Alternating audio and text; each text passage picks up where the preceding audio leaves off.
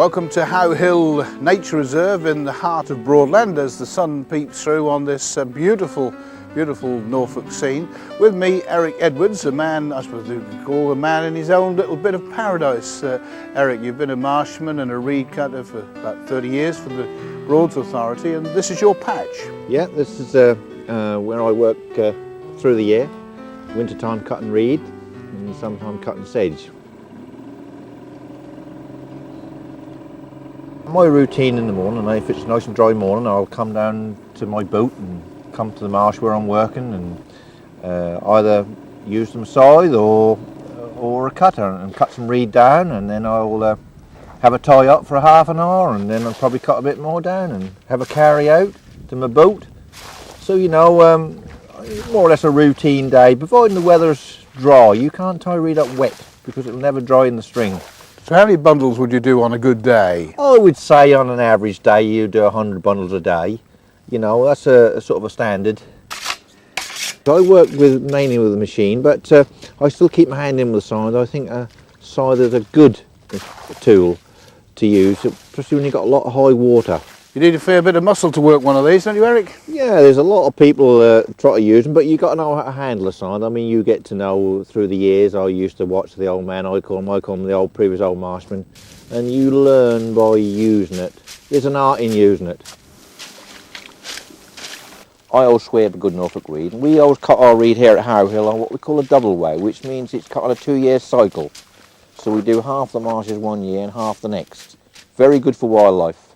There's a lot of reasons I could tell you why you cut the reed on a double whale. If you've got an open marsh and about end of March, April, the new coat comes through, and if you get a late frost, it'll cut that all off. But if you've got 1 year reed standing, the 1 year is protected from the frost, you see, so the new coat don't get frosted.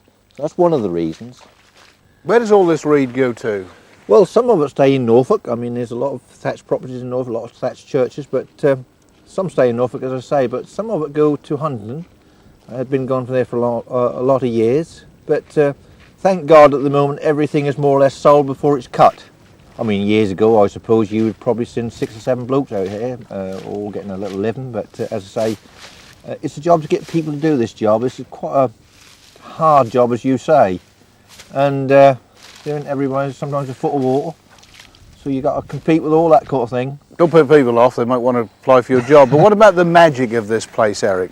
Oh, it's a paradise, really. I mean, it's a lovely setting here. I mean, you've got a little bit of everything, as you say. You've got lovely windmills, and when you get in a reed bed, it's a beautiful sight. It's a painter's dream, really, and also a photographer's dream. You get a day like this, look how the water lights up and the feather on the reed lights up when you get sun on it. It's a glorious place, really, to work, and I should be sad when I do finish, because you can ask my wife, I get a lot of pleasure coming to work. You've done a day's work and you go home, you've got a lovely fire to sit beside and have a cup of tea. As soon as I get home, I have a bath, have a nice cup of tea and sit beside the fire, and you think, although it's been cold outside, you appreciate your home and the fire. And back to work next morning, I look forward to it. I am a bit of a loner. I mean, I've even got a mobile phone today for health and safety reasons, which is a good thing, but I'm always careful on a marsh. I mean, you've got to be careful what you do, and as I say, this is my life.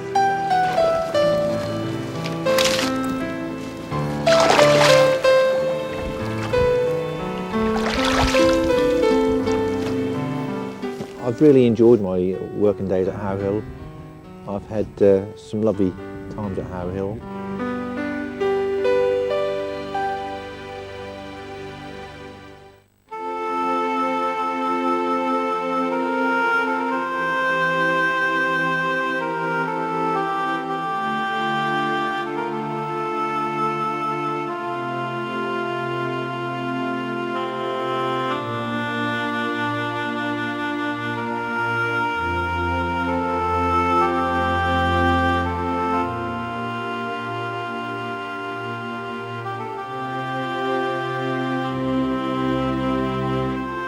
Well, around the turn of the century, but particularly after the First and then the Second World War, people didn't return to the land after the wars, and people didn't want to have a hard job out on the fens. And also with the world market and the development of trade, the market for the produce had declined.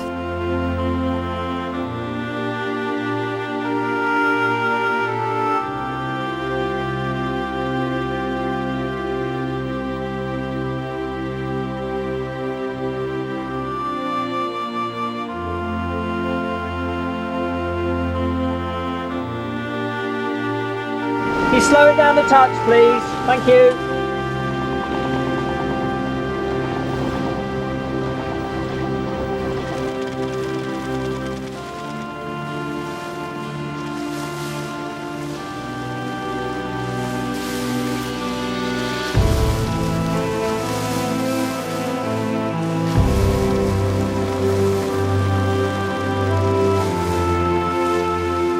To keep the fens in management, we're trying to bring in new, large-scale forms of management which have low cost implications so that we can try and mirror past management to protect and enhance the wildlife value of the fens. The key part to managing the fens is to make it large-scale. The first thing that we do with landowners, and alongside with English Nature also, is to produce mini management plans for each fen site, and these are called site management statements.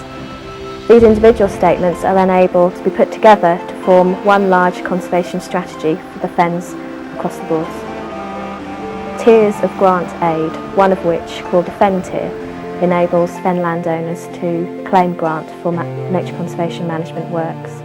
This helps us to carry out management in the fens by providing some monetary help for works such as fen harvesting and extensive grazing.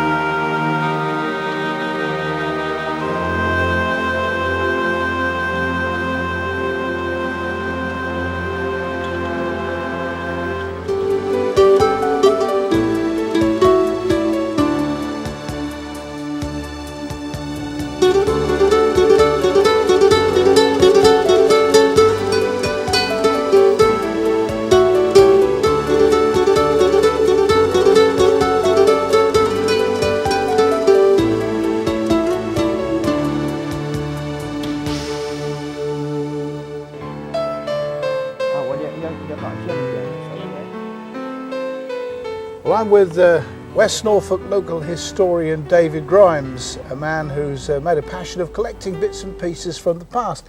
Some people have fairies at the bottom of their garden. Boy David has all these strange sort of monsters. What on earth is this for starters? Well, this lovely old piece from the past is a hydrant pump, water pump. And of course nowadays we go home, turn the tap on, we take water so much for granted. But years ago it was a different scene. You either got your water from the well in the garden or the pump. And if you was most fortunate and lived in the village of Hillington, this is where I retrieved this old pump from. Incidentally, it was made in the tail end of the 1800s, made by John Blake of Accrington, as we see there on the nameplate. And the idea was you had your river and all the water was going out to sea. So you build a dam across the river, put this in the lower section, and the pipe down the back, called the ram pipe, the water flows from the head of water down through out of here, and then suddenly there's a valve shuts off and the water has to go somewhere and it flows up into here, this big air vessel. Air being like a spring, it compresses.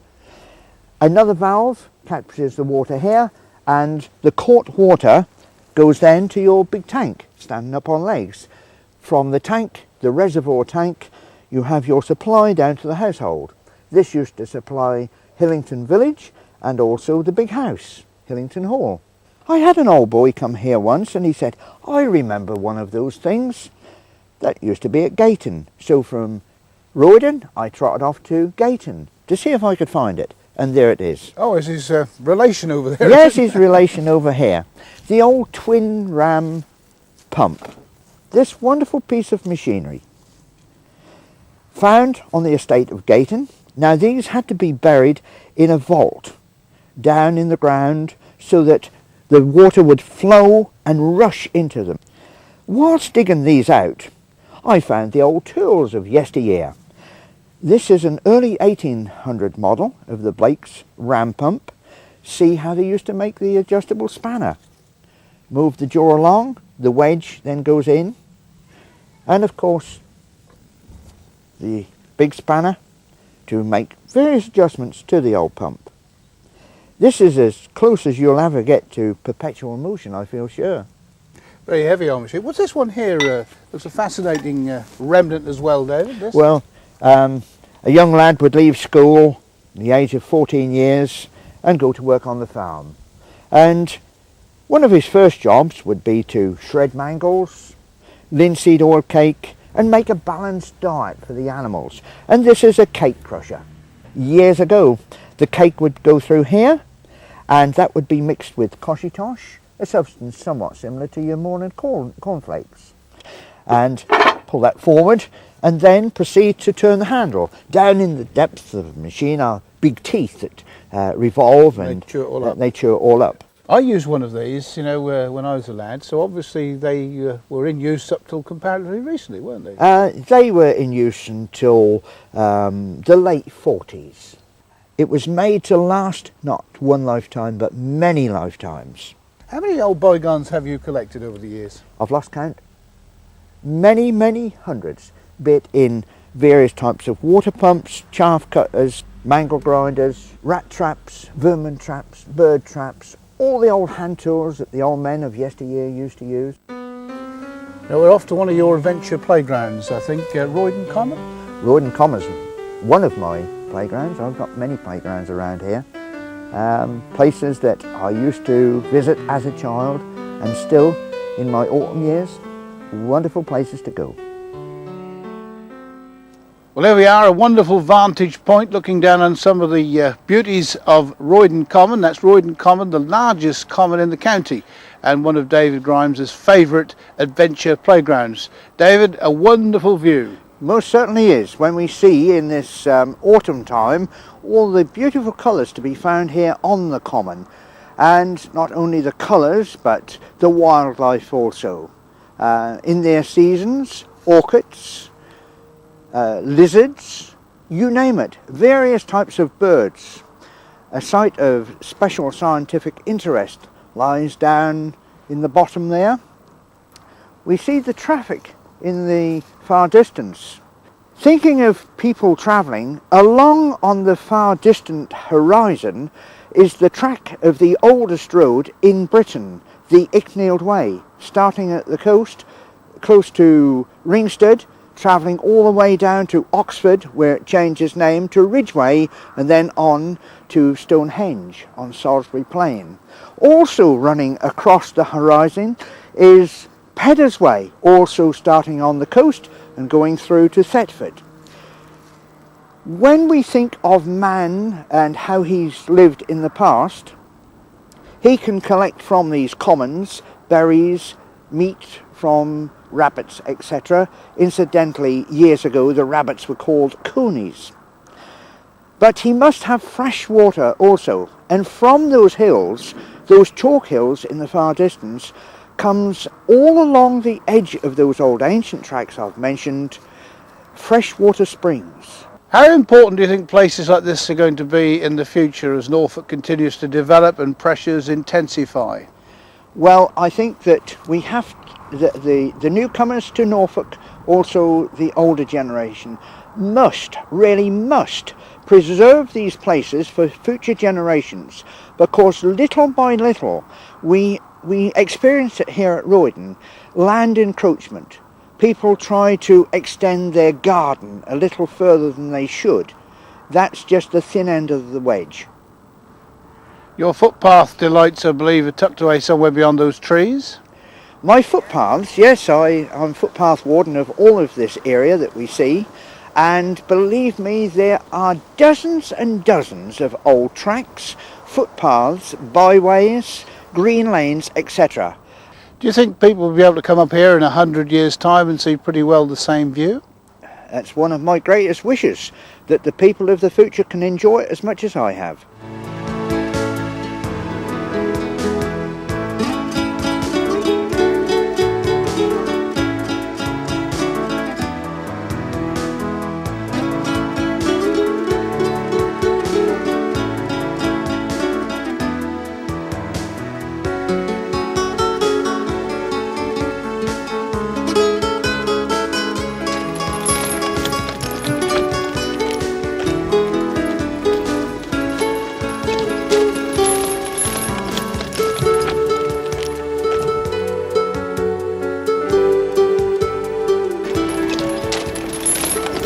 We hitch the horses, we align the horses, the one horse in the furrow horse, we back them up to the plough, then we connect the chains that run from the horse's collar to the whipple trees, which are the metal bars behind the horse, which are in turn connected to the front of the plough onto the hake on the small chain on the front. Then then the horses are connected and we're ready to go. Obviously we need to set the lines, the plough line, so we've got control to drive the horses as we're going along.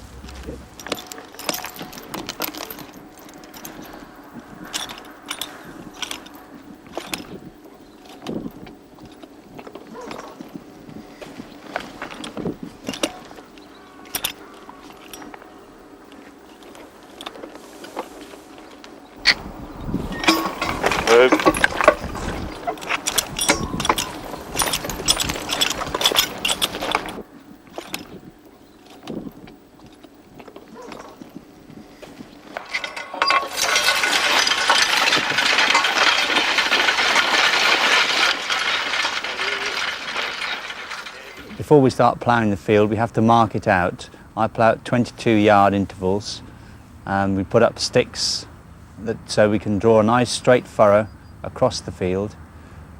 First furrow is not very deep, then we turn the horses and go back down and work down and around that first furrow until we've ploughed enough land around the top to then turn and start gathering the other land that isn't ploughed. And eventually your two lots of land will join up in the middle. So you start with the top, a ridge, and the end of the furrow. Yeah, it takes a little bit of working out. You've got to make sure that your first furrow is straight.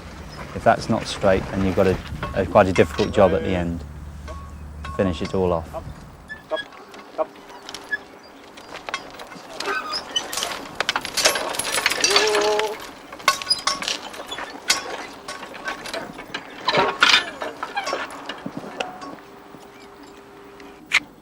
Go on then, together.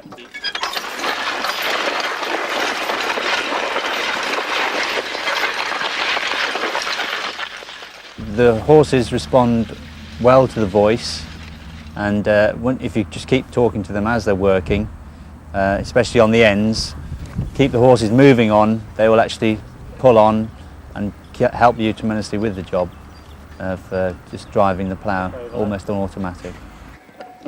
Steady. Stand up, go on. Together, steady.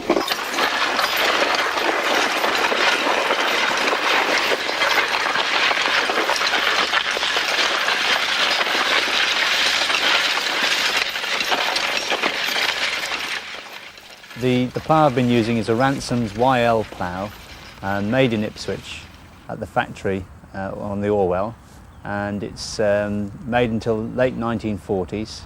It's a very simple design, very effective, and the design of ploughs hasn't changed much in basic principle over the years. The point of the plough cuts the plough into the ground, and the soil then runs up over the body of the plough and is turned over, so you've covered in your soil and turned it, inverted it on itself. Whoa! Back. Go back.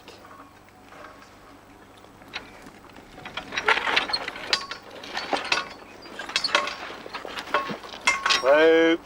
Up, up, up, up, up. Whoa! See.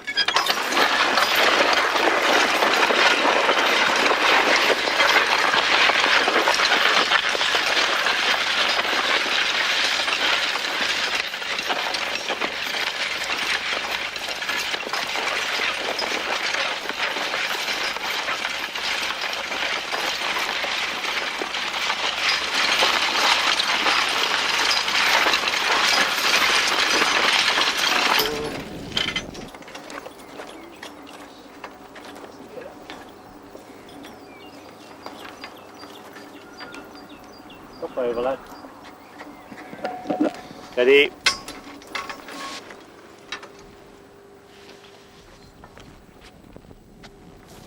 The small wheel runs on top of the land, and the large wheel at the front of the plough runs in the bottom of the furrow. By adjusting the difference in height of those two wheels, you adjust the depth of ploughing. And by varying times throughout the sequence of ploughing, you need to sort of raise and lower those wheels to get the different depths, especially when you're starting and when you're finishing off. Steady.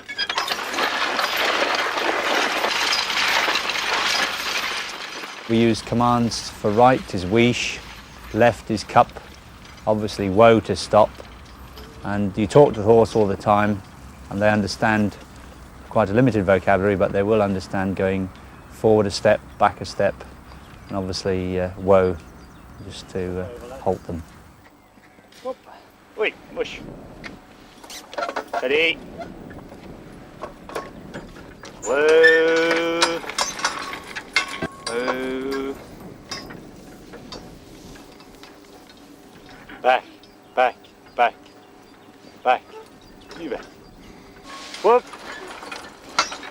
Whoa. Back. Or back.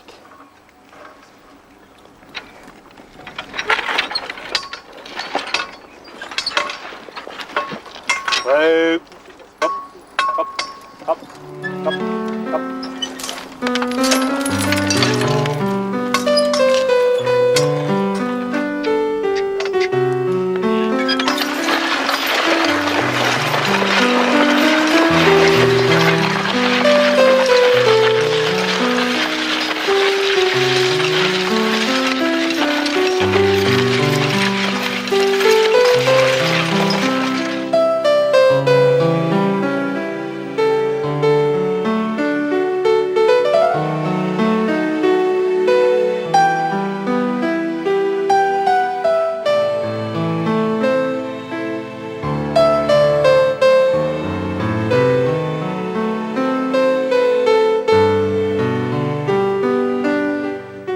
About 1974 I managed to scrape enough money together and the opportunity arose, and I bought an unregistered mare, a sort of Shire, grey mare, and I started again, and I just used the one mare and I bred from her, and I've had tremendous luck really, because I've bred 2 fillies straight off from her, and they're now the mainstay of my team. And I bred another filly out of the oldest one I bred from her.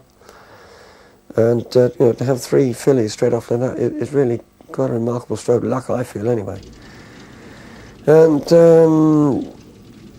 so I used those 3. I bred colts as well, but they are the main team. They're the team, the 3 girls, and occasionally breed foals from them. Not particularly easy, actually. I'd like to have averaged. I thought I would average 1 foal a year, but it doesn't work out that way. They're awkward things to breed, very difficult, really. I would sort of reserve the right to make my own judgments about things, and I don't think that it necessarily it pays to do what everyone else does. And I think very often just the opposite, to do different is a good thing. And I think actually horses as a means of power for the farm is perfectly viable and can stand up on its own. In this country, it's very hidebound. It's got nowhere at all. We just dropped the horses, took them out, shot them, and went over to tractors. And I think we've missed a step somewhere along there. And I think it could be gone into. And after all, I mean, if you take it in a broader sense, everything that the horse needs today, everything that it uses is now in surplus. Surplus grain, it would be, if the horses could eat into the grain mountain, they'd be using up the grass and grass products such as hay, which is surplus. It wouldn't be used for producing milk and meat that they say they don't want anymore, and they don't know what to do with the straw, and that's it. I mean, you go outside and you're standing on the fuel that keeps the horses going. It hasn't got to be brought across hostile seas and even more hostile countries. If I took my team and sold them in an auction, they probably wouldn't make more than £1,000 each. They probably wouldn't get to that in an ordinary straightforward auction, just as working mares. And the tractor you'd get for £3,000 would be just someone else's chuck out for a start. And the moment you got it on the place, it's depreciating in value and wearing out gradually. Whereas these horses, they're all homebred, they're all brand new, and they are self-replacing. I like them, and I know a lot of other people do, and I don't know what it is about them, they get you. You either hate the sight of them or you like them. If I feel a bit depressed, if I can get myself together enough to get the horses up and just do something with them, in a very short time the depression is gone. I don't know why. It's like being very good friends.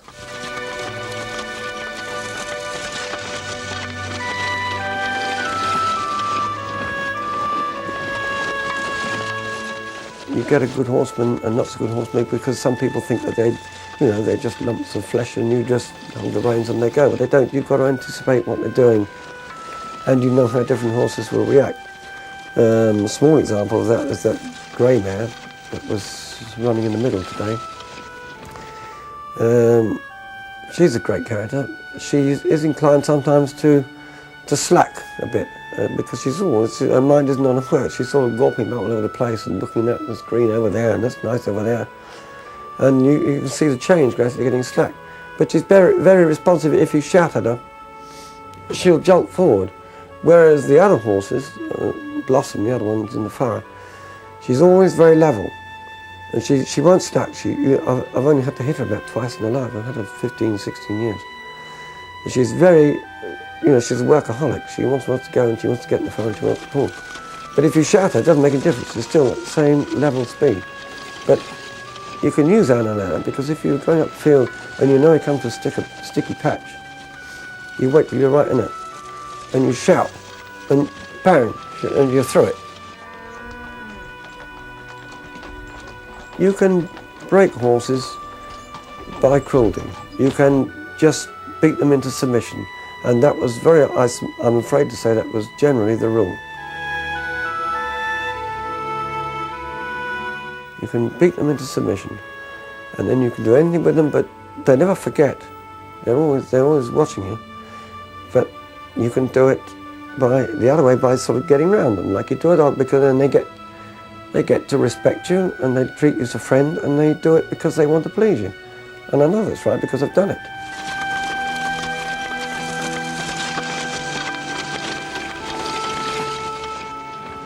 I mean, I can think about the painting while I'm at work as well. I paint them as they really are. I don't paint them all done up in ribbons because they don't work in ribbons and brasses and things. And I think that's, quite honestly, I think that's when they look best, is when they're at work on the fields with, mud up to their hocks and they're in their element. That's when I think they look the best. They used to walk the stallion round an area, and a stallion leader, they call him, would be spend all that season just taking that stallion round the farms, and they'd try the mares, and they'd work it so they came around in 3 weeks because they work on a 3-week cycle. They'd come on heat again, and he'd try them again, and if they didn't hold the first time, they would be ready to take the stallion again. The mare would be quite violent towards the stallion if she's not ready. I mean, she would, there's no question about it, she'd very often try to practically kill the stallion. She'd set about him, and obviously she could do a lot of damage when he's trying to mount her if she decided to kick, which is the usual reaction. Well, that is really a picture of a stallion trying the mare. The system was developed over the years, of course. So the obvious thing to do is to try them together with a gate between them, and then if the mare isn't ready, she'll kick, but she'll kick the gate, she won't kick the stallion, and it gives the stallion the chance to, he'll lean over and nip her and nibble her, and she'll soon let you know if she's ready. And then you would lead the mare and the stallion into the field together, and that chap with the mare would just hold the mare and halter, and the stallion leader would bring the stallion round, And you still got to watch out what you're doing. There again, it's anticipation. The bloke would know when if there's trouble before it happens. And they would mate normally, and you hope that would shoot hold, and you get the foal.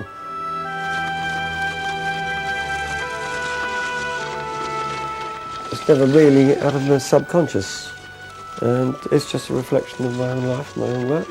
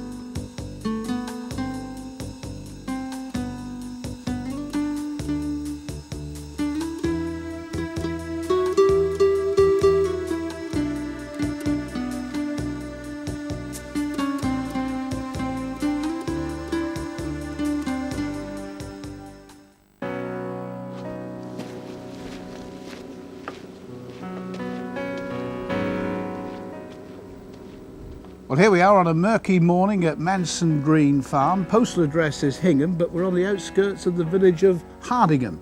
And with me in the farm surroundings is Brian Eaglin, who's been working here for over 50 years. He's now on the third generation of the same family, the Daniels family, the boy John in charge these days. Well, Brian, 50 years seems a long while, but I gather time has flown. Well, looking back, that don't feel that long. It's been gone very quickly.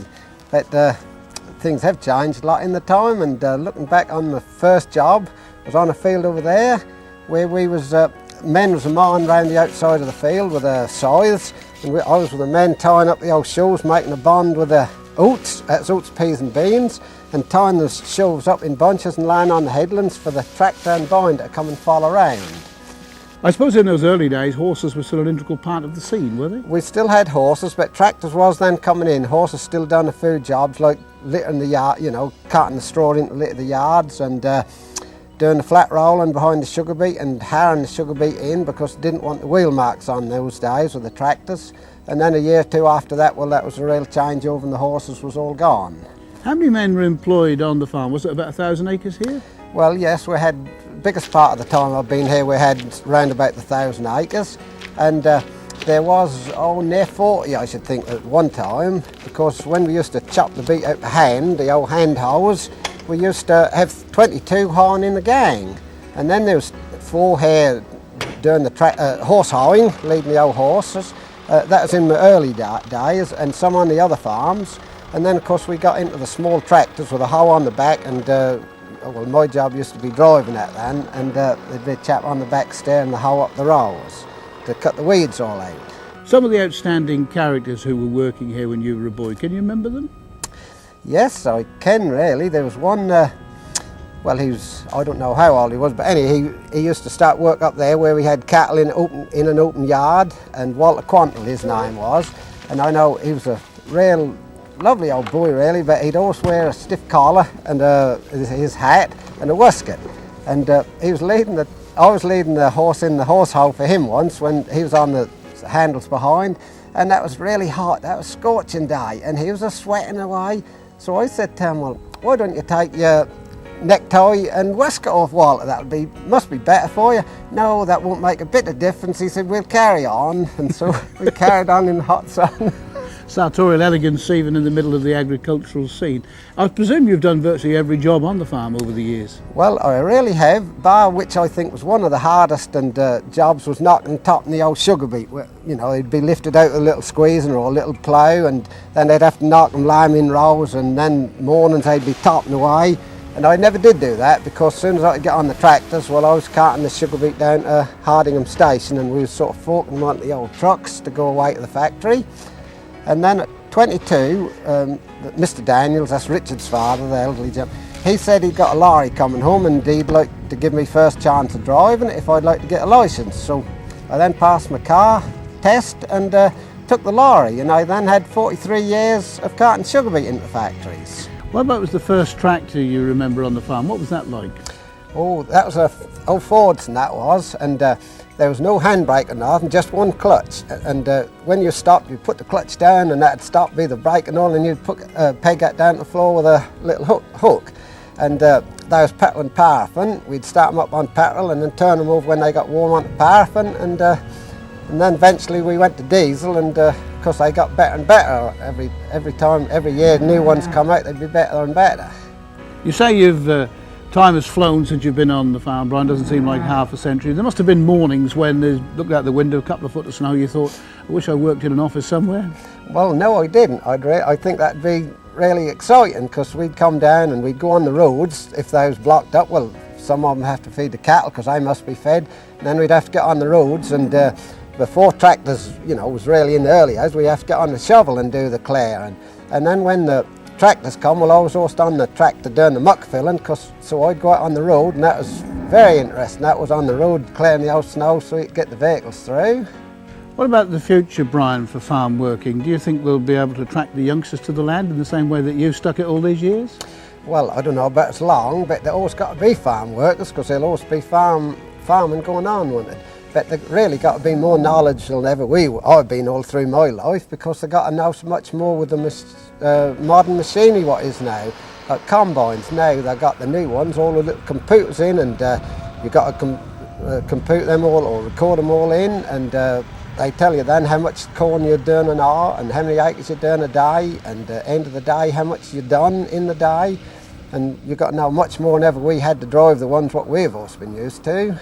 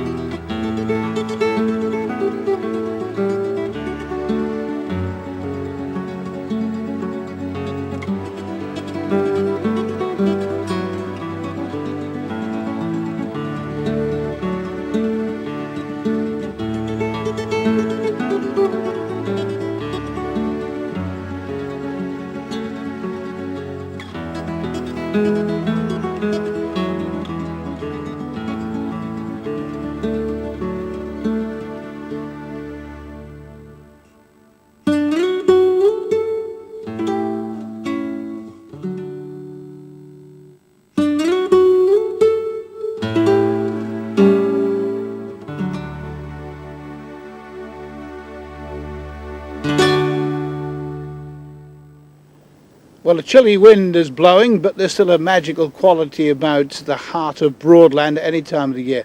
We're at Hickling with Hickling's most famous son, one might call him, Michael Brinded, a man who knows the place well and, of course, very famous for his dialect letters, Norfolk dialect letters to the Eastern Daily Press. Michael, this place is very special to you, isn't it? It is indeed.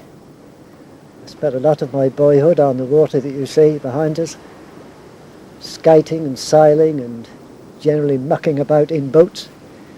Yes, this is very, very, very good. We love the village. And I believe you have very strong family connections with the family trade. Yes, my grandfather, he worked off Catfield Staithe, which is just behind us. He used to unload wherries and then deliver coal and flour to the parishioners. My father was a carpenter in this village and never worked out of the village. I then took over from him, working for him from 1942, and have kept in this village working all my life. We were also village undertakers, and the undertaking in the village those days were quite exciting. I dug the graves in the morning. It was a busy day for me. I used to dig the graves, come home, have a bit of lunch, change into my dark suit, and do the funeral, which meant I was a bearer as well. Then after the funeral, I changed back into working gear and filled the grave up. My father gave me £1 extra for digging a grave, and that was an incentive. Everyone in the village in those days came from Norfolk. We had a Norfolk policeman, a Norfolk doctor, a Norfolk schoolmaster, a Norfolk parson. So this environment that I was brought up in led me to believing that the only spoken word in our country was that of Norfolk. Until my father had an evacuee girl during the war who came from London. And this started to open my eyes that there was different sorts of language spoken in our country. I mentioned the dialect letters. How did they start? Because it's only in comparatively recent years that you have been sending these letters to the Eastern Daily Press. Yeah, it was quite an accident, really. The EDP at that time were covering our Norfolk language, and they were writing up for people to say whether they thought the dialect was used and what was its future. And in response, I just wrote quite a short letter about my mother doing spring cleaning, and the response from readers was terrific. I thought, well, I couldn't continue about my mother because she'd been dead 30 years. So I introduced this woman called the Mrs. And it seemed to go on from strength to strength. Well, that's December now, and we're on the last lap of the race leading up to Christmas. The Mrs. was saying only this morning, wherever have the time gone? There don't seem only 5 minutes since last Christmas. That's right what they say. The older you get, the quicker the time goes. I've been building up a list of things I heard her say she want, like her non-stick frying pans I got her last year. There's one thing I know she wants, and that's a new handle in her hole. She ran the barrow over the last one broke it, and to have a hole with no handle is like having a water tank with a hole in it. That's no good for nothing, and she must have her hole so she can do the garden. Something else she wants, some new dusters, some of them nice yellow ones. I thought if she had them, that might get her into using on them, and that might help to keep the house a bit cleaner. Well, at least that's worth a try. And I know she badly wants some new dishcloths. So with these 3 things, plus a nice card, I think I've done her very well. I just like to think I'm doing my best in preaching the gospel of the Norfolk dialect. So I'm doing what years I've got left, I'm doing all I can to preserve it.